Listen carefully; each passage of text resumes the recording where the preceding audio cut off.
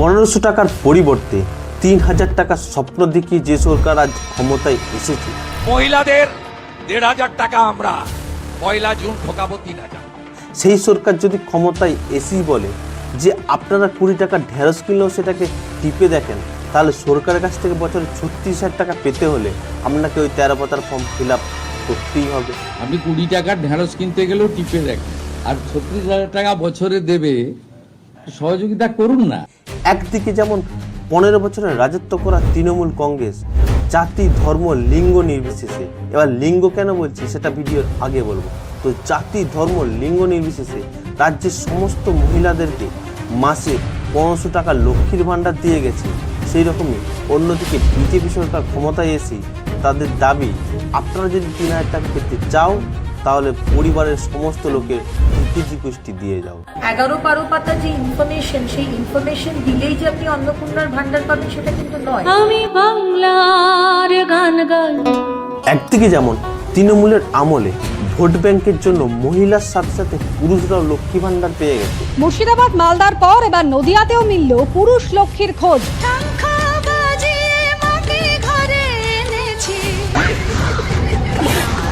সেই রকমই অন্যদিকে কেন বিজেপি জানতে চাচ্ছে আপনার জমির পরিমাণ কত, আপনার পাকা বাড়ি আছে কিনা, আপনার ঘরেতে 4 চাকা গাড়ি আছে কিনা, আপনার কি এবং কত রকমের হেলথ ইন্স্যুরেন্স আছে, আপনার ছেলে মেয়েদেরা পড়াশোনা কোথায় করছে, আপনার ছেলে মেয়েরা টিকাকরণ করেছে কিনা, এত সব জানতে চাওয়ার কারণ কি?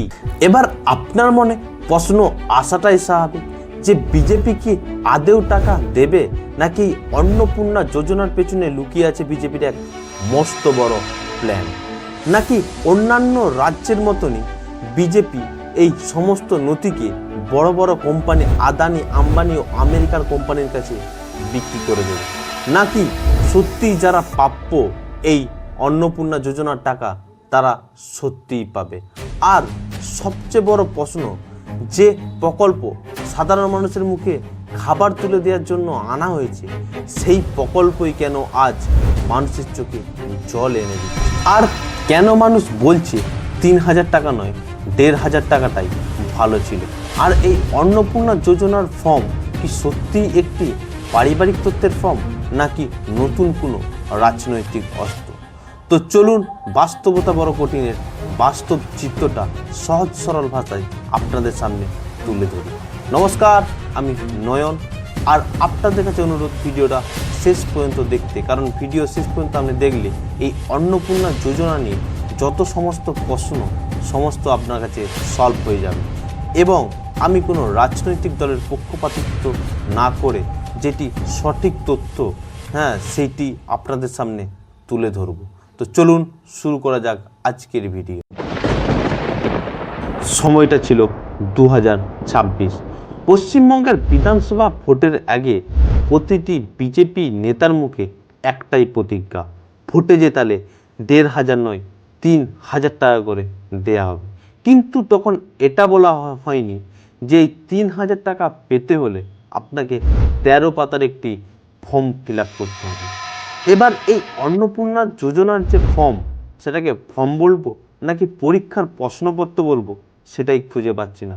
কারণ এই ফর্মে আউট অফ সিলেবাস অনেক কিছু কোশ্চেন চলে এসেছে, যেমন পরিবারের সমস্ত সদস্যের আধার লিঙ্ক, মানে সমস্ত ঠিকুজি পুষ্টি, তাদের আধার কার্ডের ডিটেলস, তাদের ব্যাংকের অ্যাকাউন্টের ডিটেলস, তাদের রেশন কার্ডের ডিটেলস, তাদের হেলথ ইন্স্যুরেন্সের ডিটেলস, তাদের ছেলেমেয়েরা বাচ্চারা কোথায় পড়াশোনা করছে তার ডিটেলস, বাড়িতে কটা পাকা বাড়ি আছে, বাড়িতে 4 চাকা গাড়ি আছে কিনা, বাড়িতে ছেলেদের বাচ্চাদের টিকাকরণ কি কি করানো হয়েছে। তো এই সমস্ত কোশ্চেন চলে এসছে এই ফর্মে। সেই জন্য সাধারণ মানুষের প্রশ্নটা এই জায়গায়, যেখানে টাকা পাবে মহিলারা, সেখানে কেন সেই মহিলার বাড়ির সমস্ত সদস্যের এই ডিটেলস নেওয়া হচ্ছে? যদি টাকা পায় এই মহিলারা, তাহলে এই মহিলারই ডিটেলস নেওয়া হোক না। মহিলা সে কোনো চাকরি করে কিনা, তার কোনো ইনকাম আছে কিনা, তো তার ডিটেলস নেওয়া হোক। কেন তার সমস্ত পরিবারের সকল সদস্যদের ডিটেলস নেওয়া হচ্ছে? আর সবচেয়ে বড় ঘটনা, এই সমস্ত সেন্সিটিভ তথ্য কি সরকারের কাছে সেফ অ্যান্ড সিকিউর? নাকি ভবিষ্যতে এই সমস্ত তথ্যের মিসইউজ করা হবে?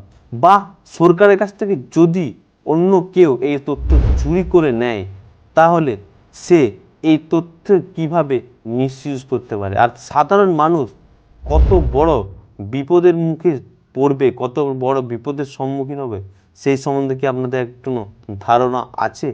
আর কেন অনেক মানুষ এই অন্নপূর্ণা যোজনা যোগ্য হওয়া সত্ত্বেও কেন তারা ফর্ম ফিল আপ করবে না বলছে? তো চলুন সেই সমস্ত কিছু দেখে নিই নেক্সট অধ্যায়। ধরুন একদিন আপনার ফোনে একটি মেসেজ এলো, আপনি সেই মেসেজটা খুলে দেখলেন আপনার ব্যাংকের অ্যাকাউন্ট থেকে টাকা কেটে নেওয়া হলো। অথবা আপনাকে কেউ ফোন করে বলছে যে আপনার অন্নপূর্ণা যোজনার টাকাটি আটকে গেছে, তো আপনার ব্যাংকের কিছু সমস্যার জন্য, তো সেই সমস্যার জন্য আপনাকে একটা ওটিপি পাঠানো হয়েছে, সেই ওটিপিটা আপনি একটু যদি বলে দেন তাহলে আপনার ব্যাংকের অ্যাকাউন্টে অন্নপূর্ণা যোজনার টাকা ঢুকে যায়। তো যখন আপনি সেই সহজ সরল মনে ওটিপিটি বলে দিলেন, আপনার অ্যাকাউন্টে সমস্ত টাকা কেটে নেওয়া হলো। অথবা হঠাৎ আপনার বাড়িতে একজন পুলিশ এলো এবং আপনি যখন পুলিশের কাছে জানতে চাইলেন আপনার অপরাধ কি, পুলিশ তখন বলল আপনার নাম্বার থেকে একটি ক্রাইম সিন ঘটানো হয়েছে, কাউকে মার্ডার করে দেওয়া।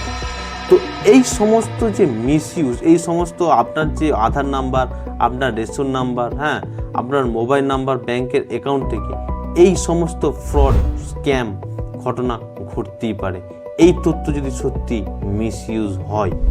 এবার আপনার এই ফর্ম দেখে কি মনে হচ্ছে, অন্নপূর্ণা যোজনার টাকা কি সবাই পাবে, নাকি এটি সিলেক্টিভ স্কিম, মানে কিছুজন এই যারা এই ক্রাইটেরিয়ার মধ্যে পড়বে তারাই পাবে? এবার সাধারণ মানুষের প্রশ্নটা এখানে, তাহলে ভোট প্রচারের আগে কেন সমস্ত বিজেপি নেতারা এটা বলে গেছে যে আপনারা ভোটে জেতালি 3,000 টাকা পাবেন? কেন তারা এটা বলেনি যে 3,000 টাকা পেতে গেলে 13 পাতার ফর্ম ফিল আপ করতে হবে, তারা সেই ক্রাইটেরিয়ার মধ্যে পড়তে হবে? তো যদি সাধারণ মানুষ বিজেপিকে প্রশ্ন করে, বিজেপির তরফ থেকে টেকনিক্যালি তো একটা উত্তর দেওয়া সম্ভব যে আমরা তো কোথাও বলিনি যে সবাই টাকা পাবে, আমরা শুধু এটা বলে গেছি ভোটে জেতালি 3,000 টাকা পাওয়া যাবে, আমরা এটা বলিনি যে সবাই পাবে। আবার অন্যদিকে ভোটে জেতার পর মাননীয় মুখ্যমন্ত্রী শুভেন্দু অধিকারী ও অগ্নিমিত্রা পাল মাননীয় মহাশয়া ওনারা বলে গেছেন যে যারাই লক্ষ্মী ভাণ্ডার পায় তাদের কি অন্নপূর্ণা ভাণ্ডার দেওয়া হবে। যারা যারা লক্ষ্মীর ভাণ্ডার পেতেন তাদেরই নাম আবার করে অন্নপূর্ণার ভাণ্ডার, জাস্ট নামগুলো ট্রান্সফার হয়ে যাবে এই স্কিমে। তাহলে এখানে কেন লক্ষ্মী ভাণ্ডারের সেই নাম ধরি ডাইরেক্ট ব্যাংক ট্রান্সফার করে দেওয়া হচ্ছে না? তো তার কারণ আপনাদের সামনে আমি বলি, কারণ অনেক জায়গায় তদন্তে পাওয়া গেছে এই লক্ষ্মী ভাণ্ডারের ভিতরে অনেক বড় বড় স্ক্যাম হয়েছে। অনেক নেতা তার নিজের ফ্যামিলি 10 জন 15 জনের নামে এই লক্ষ্মী ভাণ্ডার তুলেছে। আবার এইটা যেহেতু মহিলা ভিত্তিক স্কিম, সেখানে পুরুষরাও নাকি এই মহিলা ভিত্তিক স্কিমে নাম তুলেছে এবং তারা টাকাও পেয়ে গেছে। আবার একটা পুরুষের নামে তিনি ফেক অ্যাকাউন্ট করে প্রায় 10 থেকে 15টা নাম করে এই লক্ষ্মী ভাণ্ডারের টাকা তুলেছে বছরের পর বছর। তো সরকার চাচ্ছে এখন যে বিজেপি সরকার যে তারা যে টাকা দেবে সেটি যেন সঠিক মানুষ যারা প্রাপ্য তারা পায় এবং এইসব ফেক অ্যাকাউন্ট সমস্ত কিছু বাদ চলে যায় এবং যারা ভারতের নাগরিক তারাই যেন টাকা পায়। তাই বিজেপি সরকার আসার পরই প্রথমেই বলেছিল ডিবিটি লিঙ্ক করাতে, যার অর্থ ডাইরেক্ট ব্যাংক ট্রান্সফার, মানে আধার কার্ড নাম ধরে একটাই অ্যাকাউন্টে টাকা যাবে এবং সেই টাকাটা যে ব্যাংকের সাথে অ্যাটাচ করা থাকবে সেই ব্যাংকে ঢুকে যাবে, মানে একটা পার্সেন্ট একটা মানুষ পেছনে একজনই টাকা পাবে। আর এই তৃণমূলের আমলে এইরকম স্ক্যামগুলো হবে না যে একজনের নামে 10টা অ্যাকাউন্ট করে 10 রকমভাবে টাকা তুলছে। তো এবার সাধারণ মানুষের প্রশ্ন এখানে যে তাহলে কেন এত ডাটা চাওয়া হচ্ছে, এত সেন্সিটিভ মানে নথি কেন নেওয়া হচ্ছে? কারণ অনেক সাধারণ মানুষ বলছে বিজেপি ডাটাবেস কোম্পানি, তারা ডাটাকে ইউজ করে। এই পরিপ্রেক্ষিতে মাননীয় মুখ্যমন্ত্রী শুভেন্দু অধিকারী মহাশয় বলেছেন যে এই সমস্ত পারিবারিক ডাটা নেওয়া হচ্ছে শুধুমাত্র অন্নপূর্ণা যোজনার জন্য নয়, সেই পরিবার সরকারের কাছ থেকে যে সমস্ত কেন্দ্রীয় প্রকল্প পাবে মানে পাওয়ার যোগ্য সেই সমস্ত কিছু এই একটা ফর্ম থেকে তারা সিলেক্ট করে নেবে। মানে এই একটা ফর্ম থেকে তারা আয়ুষ্মান ভারত আবাস যোজনা, বাচ্চাদের জন্য প্রিএমসি স্কুলে পড়াশোনা, এই সমস্ত কিছু এই একটা ফর্ম থেকেই ফিল আপ করলেই কাজ হয়ে যায়। অন্নপূর্ণা যোজনায় ৩,০০০ টাকাও দিতে চান এবং ফ্যামিলি ডাটাটাও সংগ্রহ করতে চান, কারণ আরো নানাবিধ কর্মসূচিতে আমরা এই পরিবারগুলিকে সহযোগিতা করতে চাই কেন্দ্র এবং রাজ্যের বিভিন্ন স্কিমে এবং তাদেরকে সক্ষম করতে চাই। এই ফর্মের যে জটিলতা সেটার পেছনে কি শুধুই সরকারি দায়ী, নাকি সাধারণ মানুষ তাদের নথি তাদের ডাটা দেবে না বলে এত নাটকবাজি করছে?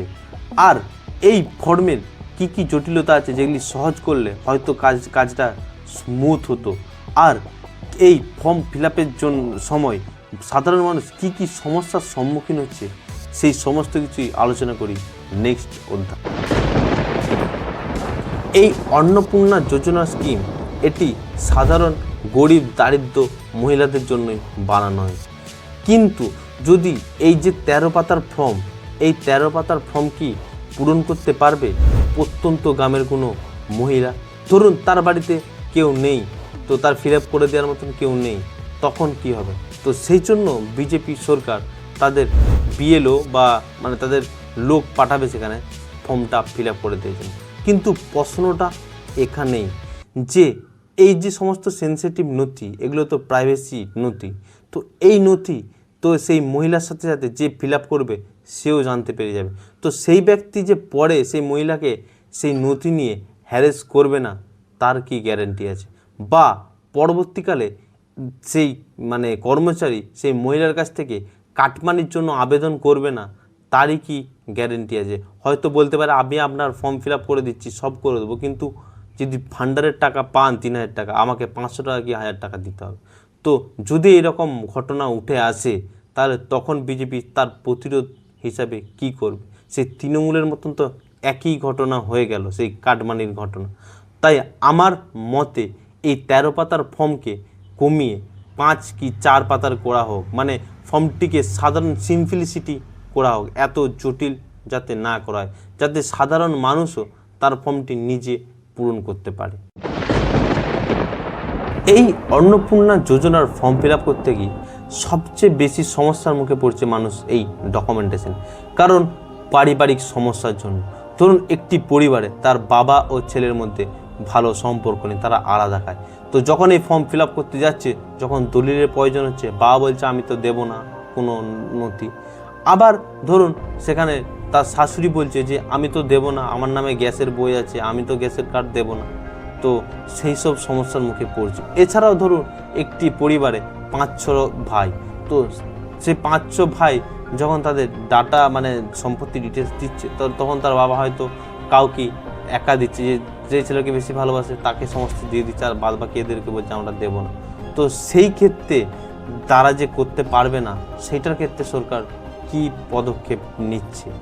এছাড়া ধরুন একটা বাড়িতে 5 ভাইয়ের 5 রকম হেলথ ইন্স্যুরেন্স আছে, তো তারা কোনটা দেবে?